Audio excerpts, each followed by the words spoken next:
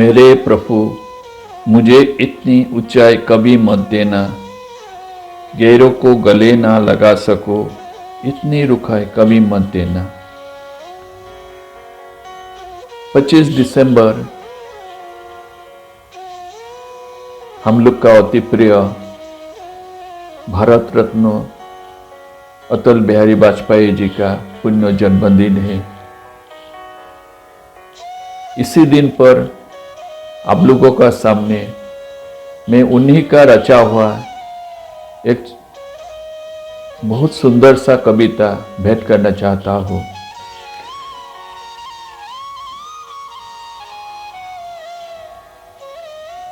अटल जी को मैं मेरा आदर्श मानता हूँ। उन्हीं का 1998 में उन्हीं का पहला कविता मेरे 51 कविता, ये कविता बुक पढ़कर मैं बहुत प्रभावित हुआ था। ये बुक प्रोफेसर विष्णुकांत शास्त्री जी ने लिखा था। उसमें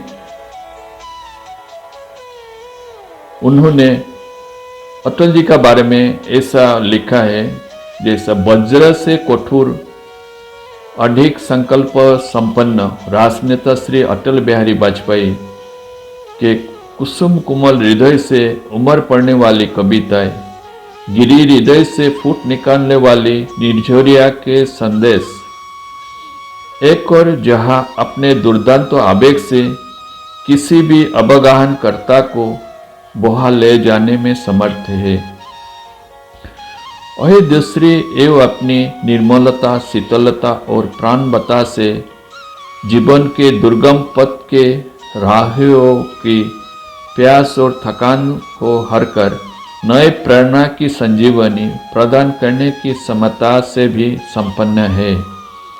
इनका सहज स्वर तो देशभक्तिपूर्ण सूर्यों का ही है, किंतु कभी कभी नव सृजना की वेदना से उत्प्रोत करुणा की रागिनी को भी ये ध्वनित करती है। प्रोफेसर विष्णुकांत शास्त्री। और इसी बुक का अंतिम में वाजपेयी जी ने ये लिखा है, वो हमेशा यही बात उनका मन में जागता है, तो जीता जागता राष्ट्र पुरुष, वो भारत का बारे में, भारत मातृ का बारे में ये बात सभी को बताना चाहता था।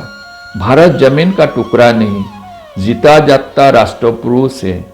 हिमालय उसका मस्तक है, गौरी शंकर शिखा है, कश्मीर किरीट है, पंजाब और बंगाल दो विशाल कंधे है, विंध्याचल कटी है, नर्मदा करधनी है, पूर्वी और पश्चिम घाट दो विशाल जंगाएं है, कन्याकुमारी इसके चरण है, सागर इसके पंख पकड़ता है, पाबस के काले काले मेघ इसके कुंतल कैसे, चांद और सूरज इसके आरती उतारते हैं।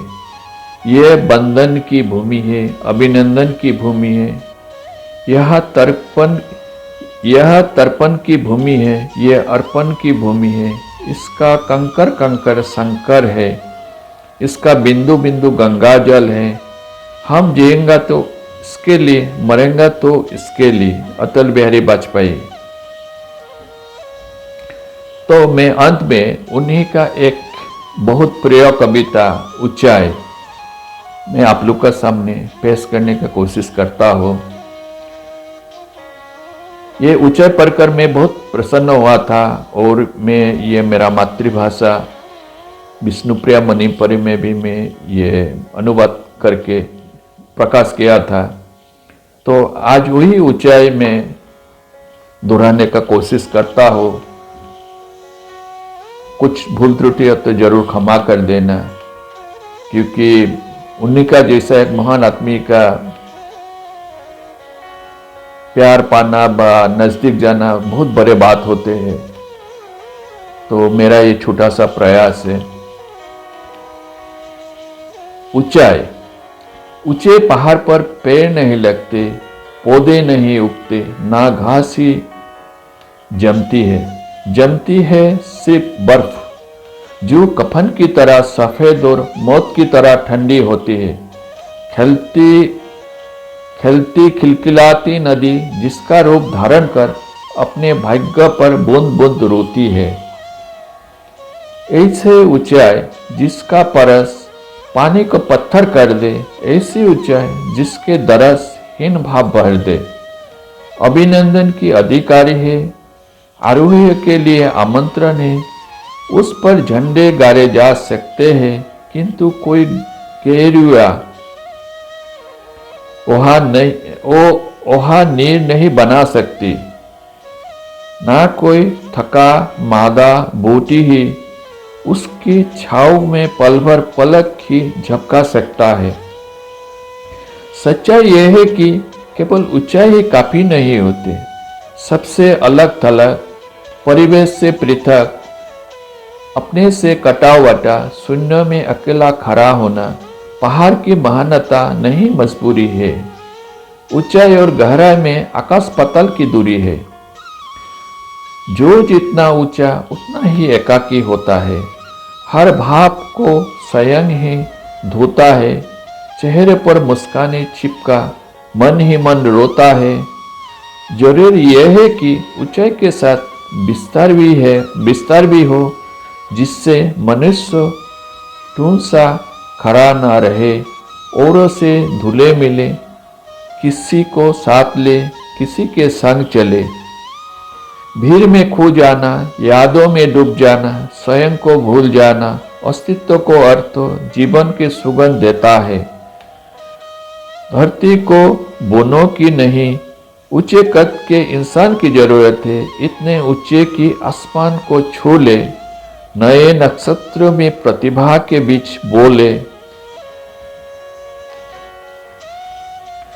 किंतु इतने ऊंचे भी नहीं को पाव तले धूप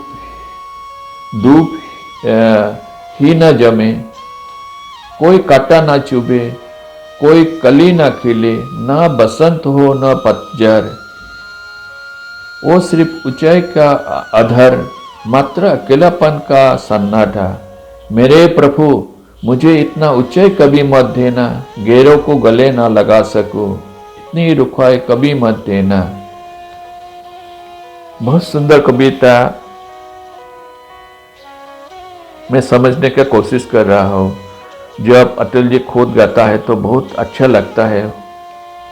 तो मेरा ये छोटा सा कोशिश, ये कविता उन्हें कब लिखा उस बारे में यहाँ में लिखा है। पद्म विभूषण अलंकार से सम्मानित होने पर 24 अप्रैल 1992 को दिल्ली में अपने अभिनंदन समारोह में आयोजित सजीवन दर्शन पर पठित कविता।